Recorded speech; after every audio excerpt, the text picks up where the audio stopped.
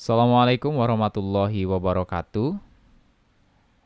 Rekan-rekan mahasiswa-mahasiswi Universitas Bengkulu dimanapun Anda berada. Kali ini kita akan coba eksplorasi modul praktikum kita yang ketiga, ya, tentang operasi kondisi. Atau nama lainnya adalah decision statement, atau ada juga yang menyebutnya dengan percabangan. Tentunya masih dalam ruang lingkup bahasa pemrograman C++. Nah, modul ketiga ini Anda diharapkan akan mampu ya atau bisa menjelaskan tentang fungsi dari operasi kondisi dan juga nanti akan langsung didemonstrasikan bagaimana penggunaan dari operasi kondisi itu. Ada if, kemudian ada if else, ada if else bertingkat dan juga switch case. Ya. Jadi nanti langsung akan kita demokan saja bagaimana penggunaannya menggunakan bahasa pemrograman C++. Nah, di dalam teori pun saya yakin Anda juga sudah dijelaskan ya apa itu operasi kondisi, atau tadi saya sebutkan nama lainnya adalah decision statement ya atau percabangan. Nah, pada prinsipnya operasi kondisi ini digunakan untuk memecahkan sebuah masalah untuk pengambilan keputusan akhir. Ya, di sini saya highlight untuk memecahkan persoalan dalam rangka mengambil sebuah keputusan. Nah, nanti ketika diambil sebuah keputusan, maka akan ada sebuah kondisi atau prasyarat yang harus terpenuhi terlebih dahulu. Ya. Misalnya yang paling sederhana adalah ketika Anda semua dihadapkan pada sebuah aplikasi atau sebuah sistem informasi yang membutuhkan username dan password untuk Anda masuk ke aplikasi atau ke sistem informasi tersebut. Ya. Nah, itu adalah salah satu contoh penggunaan fungsi operasi kondisi ya. Nah, jika username dan password yang kita masukkan itu benar, maka kita langsung bisa menggunakan aplikasi tersebut. Nah, jika salah satunya saja yang salah, baik itu username ya ataupun passwordnya, maka kita tidak akan bisa menggunakan aplikasi tersebut ya, dan harus mengulangi dengan memasukkan username dan password yang benar. Nah, itulah yang dimaksud dengan kondisi. Ya, jadi ada prasyarat tertentu yang harus terpenuhi dahulu sehingga program atau aplikasi nanti akan mengambil sebuah keputusan. Ya, entah itu keputusannya tetap stay di tempat karena kondisinya salah gitu ya, ataupun menuju ke pernyataan selanjutnya ketika kondisi itu terpenuhi atau benar. Baik. Nah, bentuk dari fungsi operasi kondisi yang pertama adalah bentuk if. Ya, di mana bentuk if ini seperti yang terlihat di potongan flowchart ini, kondisinya hanya ada satu, gitu ya. Nah, jadi jika pernyataannya benar, itu nanti seperti apa? Ya. Oke. Nah, bentuk umumnya kalau di dalam sebuah bahasa pemrogramannya cukup sederhana ya. Jadi if nanti kondisinya apa, kemudian pernyataannya apa. Ya. Nah, pernyataan ini bisa yang salah atau bisa juga yang benar ya, tergantung dari programmernya maunya seperti apa gitu. Tapi lazimnya adalah atau idealnya kondisi yang ada di sini adalah kondisi pernyataan yang benar. Ya, seperti itu. Oke, kita coba langsung saja demokan. Kita buka MinGW Developer Studio aplikasi kita. Oke, tahap yang pertama, misalnya saya buat sebuah variabel dengan tipe data integer. Misalnya namanya adalah total belanja. Nah, di sini saya akan minta user untuk menginputkan ya total belanjanya.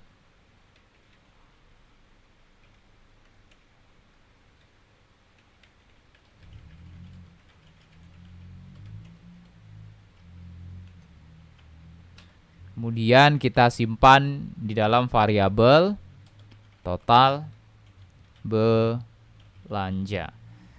Oke, sekarang kita buat sebuah kondisi, ya. Misalnya dalam sebuah department store gitu ya, atau di sebuah toko gitu, jika dia belanjanya lebih dari 50.000, maka dia akan mendapatkan hadiah ya, misalnya seperti itu. Nah, maka di sini bisa kita buat kondisinya ya. Bentuk dari kondisinya tadi seperti yang Anda saksikan di modul, if, kemudian kondisinya apa, baru ada pernyataannya. Ya, jadi if kondisinya apa? Jika total belanja lebih dari 50.000, maka keputusannya apa? Ya, dalam hal ini saya berikan cout keputusannya. Maka selamat gitu ya. Selamat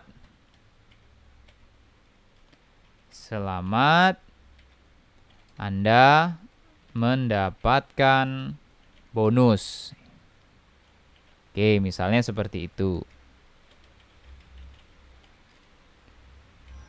Nah, baru di sini saya kasih penutup saja, cout. Terima kasih sudah berbelanja ya. Oke, ini bentuk logika pemrogramannya adalah sebagai berikut pada baris 5 ya. Di sini saya deklarasikan ada sebuah variabel namanya total belanja dengan tipe data integer ya, bilangan bulat. Kemudian di sini pada blok atau baris 7 dan 8, user diminta untuk menginputkan total belanjanya. Nah, dari inputan user tersebut nanti ada sebuah kondisi ya, di mana jika total belanjanya lebih dari 50.000, maka dia akan mendapatkan bonus dari tokonya. Nah, jika kondisi ini tidak terpenuhi, nanti program akan langsung mengeksekusi baris 13 dan seterusnya ya. Artinya baris 14 ini akan di-cout-kan langsung. Nah, misalnya kondisi yang di sini terpenuhi ya, artinya total belanja yang diinputkan user itu lebih dari 50.000, maka ini akan dieksekusi. Ya, baris ke-11 ini atau pernyataannya atau hal yang bernilai true tadi ya, itu akan dieksekusi. Selamat Anda mendapatkan bonus. Begitu juga baris ke-14. Ya, ini juga akan lanjut dieksekusi. Oke, kita coba compile. Tidak ada yang error ya, 0 error, hanya ada satu warning saja. Kemudian kita build and execute. Nah, di sini kita diminta untuk menginputkan total belanja. Kita akan menginputkan total yang benar ya. Misalnya total belanja saya 55.000. Nah, maka outputnya adalah selamat Anda mendapatkan bonus. Terima kasih sudah berbelanja. Oke. Sekarang kita coba kita salahin gitu ya. Total belanjanya misalnya 50.000. Maka kita tidak akan mendapatkan bonus ya. Langsung program akan mengeksekusi baris ke-13 dan 14 ya.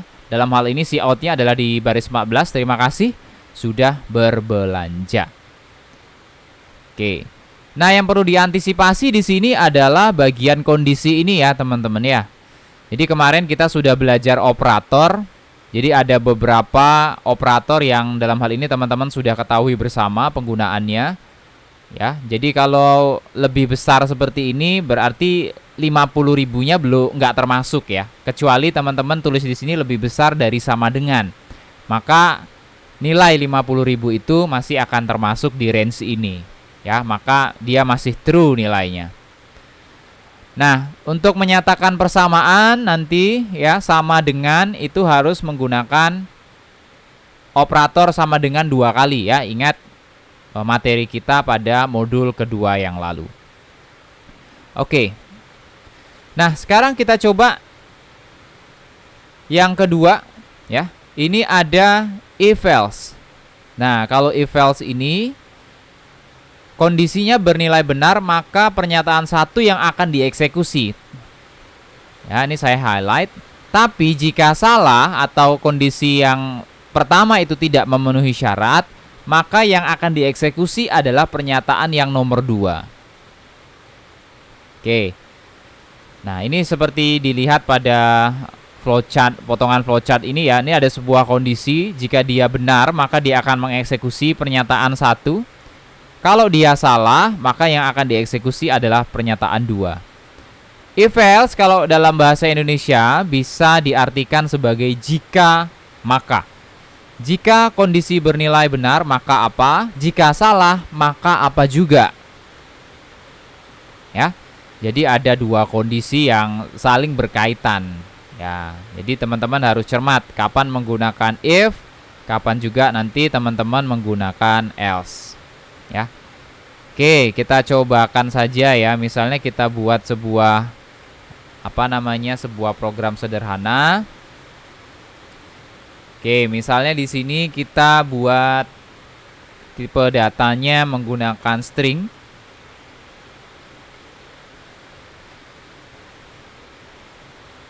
Di sini kita akan coba login ya, menggunakan sistem login. Misalnya seperti ini, user akan diminta untuk memasukkan password.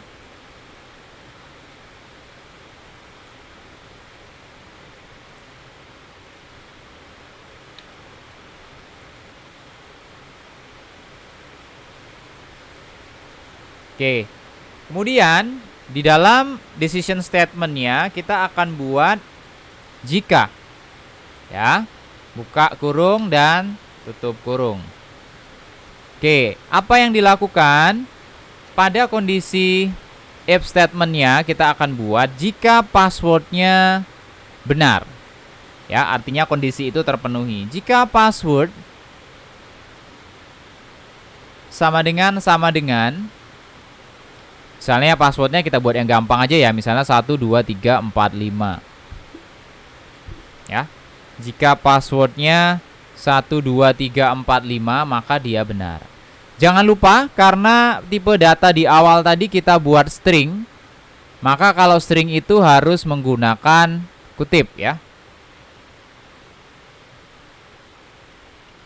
Nah, kecuali di atas ini kita buat integer tadi, maka passwordnya nanti ketika menuliskan pada kondisi seperti ini ya, ini logika pembanding kemarin, maka kita tidak harus menuliskan tanda petiknya ya, karena ini string jadi wajib. Jika benar maka apa? Misalnya kita tulis selamat Anda berhasil login ya, misalnya seperti itu.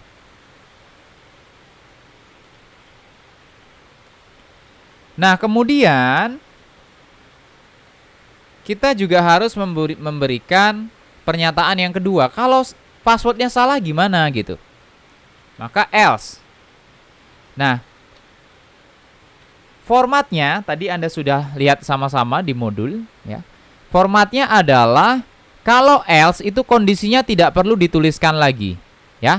Jadi cukup if saja yang kondisinya dituliskan. Untuk else langsung pernyataan yang bernilai salahnya seperti apa.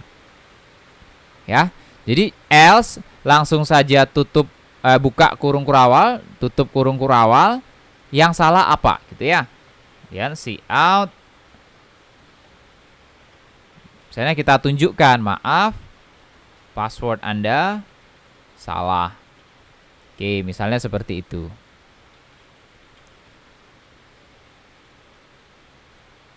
Ya, sekarang ini akan kita coba. Pertama kita akan compile dulu. Tidak ada yang salah ya, nggak ada yang error. Kemudian kita coba execute. Nah, kita diminta untuk memasukkan password kita. Misalnya password saya, pertama saya salahkan dulu aja, 1, 2, 3. Enter. Nah, sistem langsung akan mendeteksi gitu ya. Nah, ternyata kondisinya salah. 1, 2, 3 itu tidak dibaca ya, tidak dibaca benar. Ini bernilai false. Maka yang dieksekusi adalah baris ke-14 sampai 16 atau kondisi else-nya ya. Maaf, password Anda salah. Oke. Sekarang kita coba kalau misalnya kita masukkan dengan nilai yang benar atau dengan kondisi yang benar 1 2 3 4 5. Enter. Selamat, Anda berhasil login. Ya, cukup sederhana penggunaannya. Nanti silakan rekan-rekan secara mandiri mempraktikkan untuk banyak hal ya. Ya, banyak hal yang bisa rekan-rekan coba, banyak studi kasus ya yang bisa teman-teman lakukan untuk latihan menggunakan kondisi if else statement ini. Oke, yang selanjutnya ada if else bertingkat. Ya. Jadi bentuk if else itu ternyata tidak hanya satu, jadi ada banyak jenisnya. Yang pertama ada yang namanya nested if, kemudian ada if else if. Nah, nested ini artinya bersarang gitu ya. Jadi di dalam if itu ada if lagi. Ya. Nah, kita akan coba pakai yang nested if dulu. Kita kita cobakan saja tadi menggunakan latihan yang tadi ya. Jadi misalnya seperti ini. Ya. Masukkan password Anda, password. Sekarang kita minta juga user untuk memasukkan username. Jadi di sini kita tambahkan sebuah variabel baru namanya username.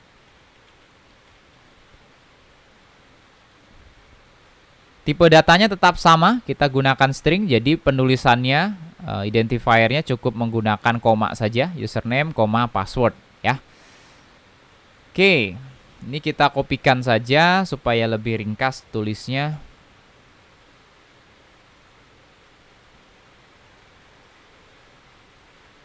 Jadi masukkan username Anda.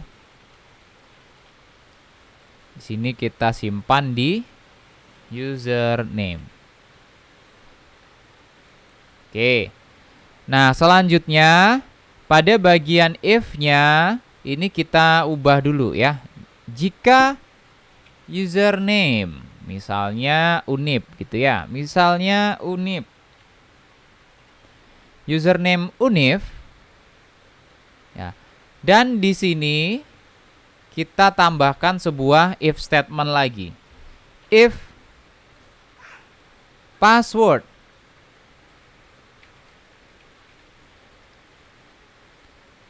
sama dengan apa misalnya tadi 1 2 3 4 5.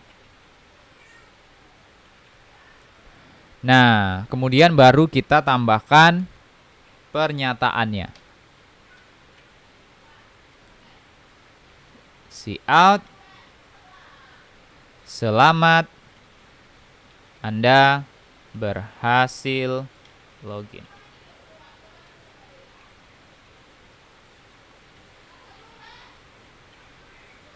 Oke ya. Nah, itu baru kondisi if-nya. Sekarang kita coba kondisi else-nya. Ya. Untuk kondisi else Anda tidak perlu membuat kondisinya lagi, cukup seperti ini saja ya. Cout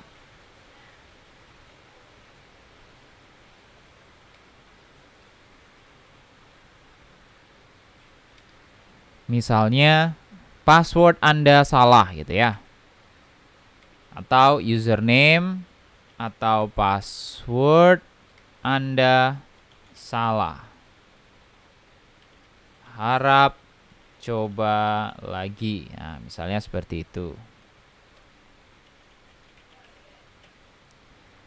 Oke, kemudian terakhir kita buatkan else conditionnya ya, karena di sini kan di awal ada if. Nah, kemudian ditutup dengan else statementnya. Misalnya Anda belum registrasi. Nah, jadi karena username dan passwordnya itu tidak terdetek oleh sistem, mungkin yang bersangkutan ini belum registrasi ya. Nah, ini contoh saja ya. Nah, sekarang kita coba eksekusi. Oke, tidak ada yang error.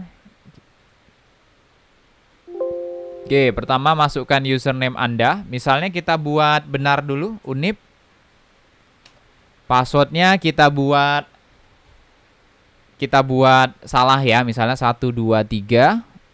Nah, maka sistem nanti akan langsung menilai ya dan membandingkan pada bagian decision statement-nya atau pada bagian pernyataannya. Username-nya benar tapi password kita salah.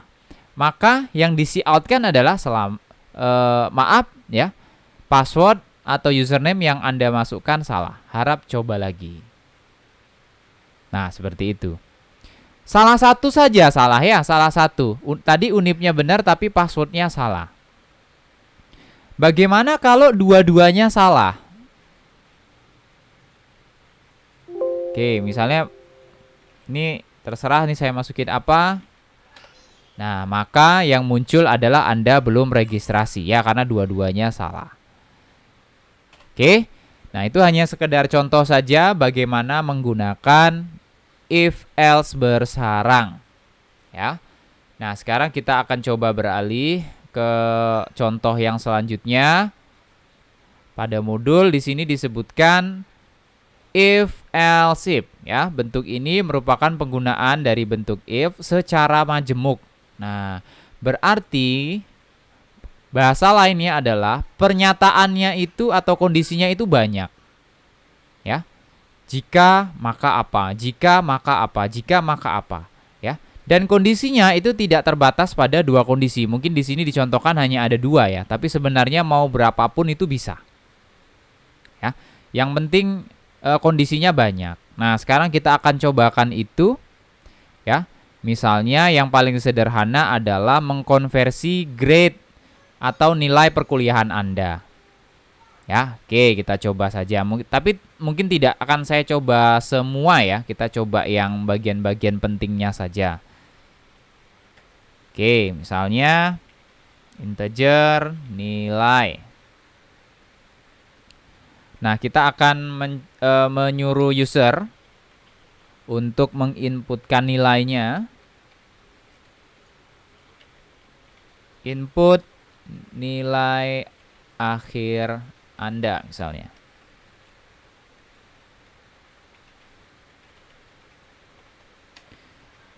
Kemudian kita simpan di dalam variabel nilai. Oke, kemudian kita buat percabangan if else if-nya. Jika ya, nilai untuk mendapatkan skor A di Universitas Bengkulu ya, maka nilai Anda itu harus lebih dari sama dengan 85. Nilai lebih dari sama dengan 85, maka kita out kan.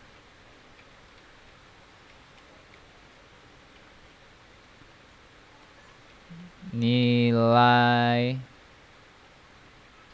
Anda adalah A misalnya. Ya, misalnya.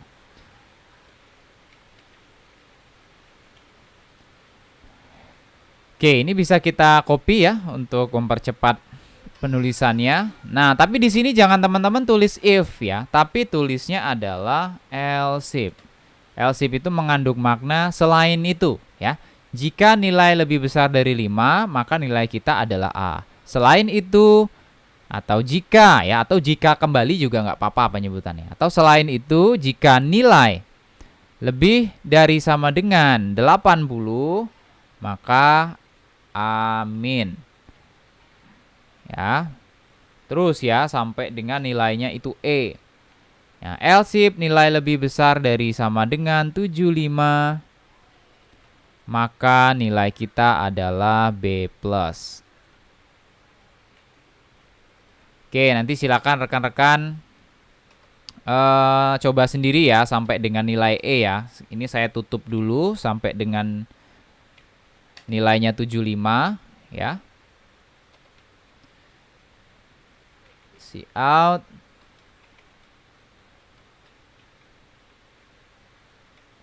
Nilai Anda adalah B. Oke, ini hanya ada 4 kondisi. Jadi yang pertama, jika nilai yang kita inputkan tadi itu lebih dari 85, lebih dari sama dengan 85, maka nilai kita itu dikonversi menjadi A. Ya, lebih besar dari 80 amin, lebih besar dari sama dengan 75 B+, selain itu nilai kita B. Ya. Nah, untuk realnya nanti silakan teman-teman lanjutkan sendiri di rumah ya, sampai dengan nilainya itu adalah E. Ya, else-nya kan E, kan seperti itu. Kita coba compile, tidak ada yang error. Kita build. Oke. Input nilai akhir Anda. Misalnya saya inputkan nilai saya 80. Nah, maka nilai akhir kita nanti menjadi amin. Ya, betul ya. Kalau nilai 80 itu amin. Sekarang kita coba misalnya nilainya di luar range ini, di luar 85, 80, dan 75. Berarti misalnya 70 ya. Nah, kalau menurut logika program ini nilai 70 itu nanti kita akan mendapatkan B. Ya. Nah, kalau realnya kan B itu kan lebih besar dari 70 ya. Nah, tapi ini karena untuk contoh saja, sesuai dengan logika yang ada di program ini, maka nanti nilainya adalah B. Oke, input nilai akhir Anda tadi 70 saya inputkan, enter, maka nilai Anda adalah B. Ya, kondisi yang dieksekusi adalah yang else-nya ini. Ya, nilai adalah B. Intinya else itu tuh seperti sisa gitu ya. Jadi kondisi yang benar itu apa, nah sisanya apa. Ya, sisa dari selain beberapa kondisi di atasnya itu apa. Ya, simpelnya seperti itu. Oke, itu tadi untuk percabangan yang poin 3 ya, if else bertingkat, kita sudah menyelesaikan itu. Nah, terakhir ada switch case. Nah, pada prinsipnya switch case itu sama seperti if else if statement itu ya, atau sama dengan yang ini. Sebenarnya sama aja. Tapi hanya beda penyajian saja. Nah, kalau switch case itu penulisannya seperti ini. Ya, di sini saya highlight bahwasanya pernyataan switch case itu sama ya, seperti if else bertingkat, tetapi dengan kondisi yang bertipe karakter atau integer saja. Nah, pada prinsipnya sama. Jadi nanti tinggal teman-teman menyesuaikan saja mana kondisi yang paling enak untuk dibuat gitu ya. Oke, kita akan coba membuat contoh daripada switch case ini ya. Masih sama seperti tadi. Kita modifikasi sedikit saja dari sini. Nah, ini kita hapus ya karena pakainya switch case. Nah, yang pertama kita buat sebuah variabel dengan tipe data integer di mana user diminta untuk menginputkan nilainya. Ya, inputkan nilai. Nah, tapi nilainya kita rubah di sini ya. Yang semula tadi misal yang tadi kan dari nilai angka menjadi nilai huruf. Nah, sekarang kita akan rubah menjadi dari nilai huruf gitu ya. Jadi namanya bukan nilai sebenarnya. Kita ubah aja menjadi grade gitu ya. Input grade Anda.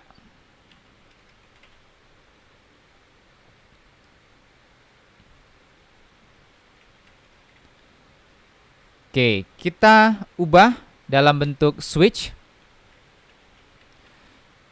Formatnya adalah switch.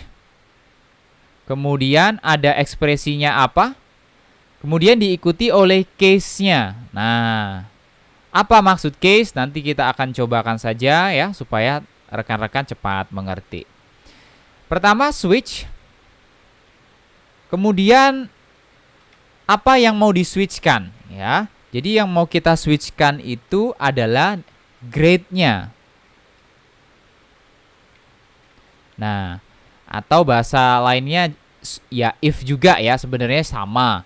Kalau teman-teman mau mengistilahkan switch ini serupa dengan if, itu juga boleh. Karena memang fungsinya sama.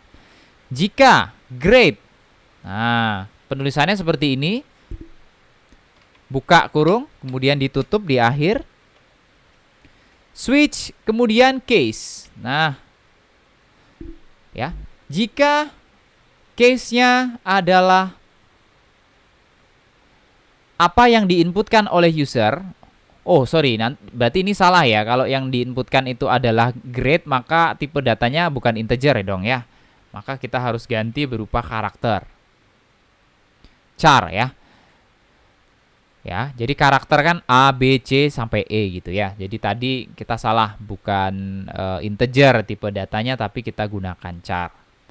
Tapi kalau teman-teman mau gunakan string juga boleh. Hanya saja di case nanti untuk string petiknya 2 ya. Tapi kalau char petiknya 1. Nah, kayak gini ya. Kalau char ingat petiknya 1.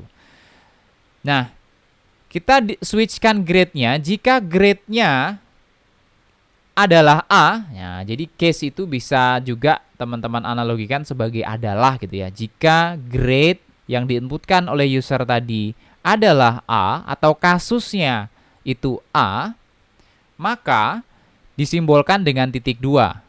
Tidak lagi menggunakan apa? Buka kurung kurawal ya, tapi titik koma. Maka kita outkan si out A itu berarti apa? Misalnya baik sekali.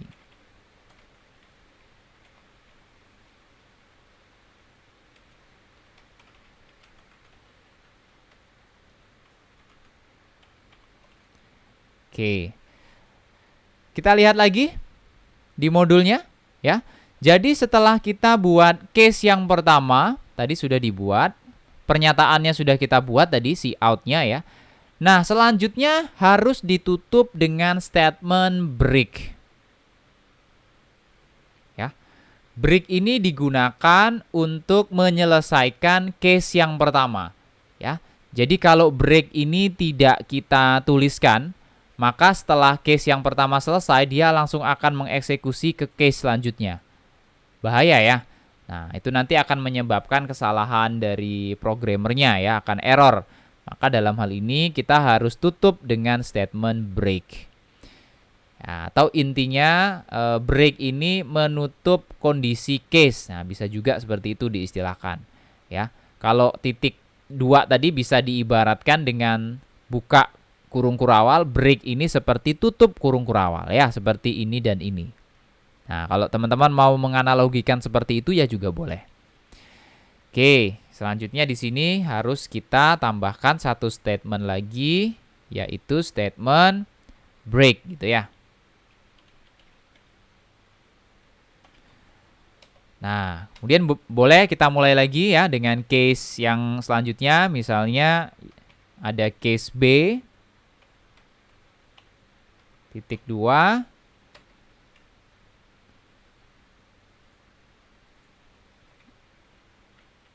cout misalnya B itu baik gitu ya.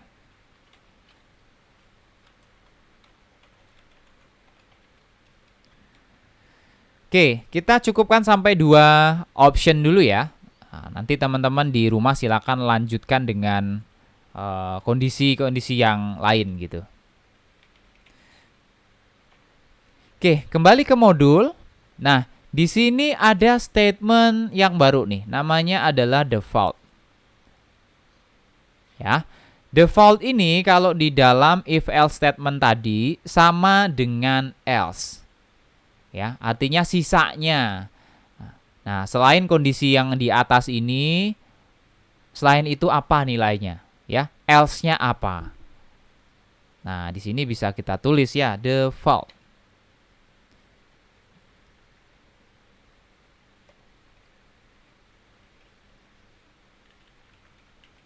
Default sama titik 2. Misalnya teman-teman mau nulis cout grade Anda salah. ya, karena mungkin user menuliskan grade di luar dari yang ditentukan gitu ya. Karena di sini hanya ada A dan B, kalau dia masukin C ya pasti salah. Oke, kira-kira seperti ini. Ya. Nah, untuk default teman-teman tidak perlu menuliskan break lagi ya. Karena ini hanya kondisi akhir saja. Selain dari dua kondisi ini, tinggal dibuat statement defaultnya saja dan pernyataannya apa ya. Jadi tidak perlu ditutup dengan statement break lagi. Baik, kita compile terlebih dahulu. Apakah ada yang error? Tidak ada yang error. Kita coba execute. Input grade Anda. Sekarang coba saya benarkan dulu. B. Ya, maka hasilnya adalah baik ya. Si B itu dikonversi menjadi baik. Nah, bagaimana kalau misalnya saya inputkan dengan huruf B kecil? Apa yang terjadi? Maka grade yang kita masukkan salah. Ingat ya, karakter itu sangat menentukan. Ya, A besar dan A kecil ataupun B besar dengan B kecil itu nilainya berbeda. Ya, jadi jangan sampai salah ya dalam menuliskan atau membedakan ya karakter besar kecil dalam menggunakan tipe data char ya atau karakter. Oke, sudah benar ya. Jadi ini adalah akhir dari modul yang ketiga. Teman-teman tadi sudah mendapatkan banyak suplemen materi. Nah, selanjutnya ini ada banyak sekali latihan yang harus teman-teman cobakan secara mandiri. Nanti silahkan dicoba. Plus juga nanti silahkan teman-teman berkonsultasi dengan asisten praktikumnya. Kalau sudah ada gitu ya yang mencoba, dan jika mengalami kesulitan juga boleh langsung ditanyakan kepada asisten praktikumnya. Ya. Demikian teman-teman untuk materi hari ini. Ya, mudah-mudahan bermanfaat. Saya akhiri. Wassalamualaikum warahmatullahi wabarakatuh.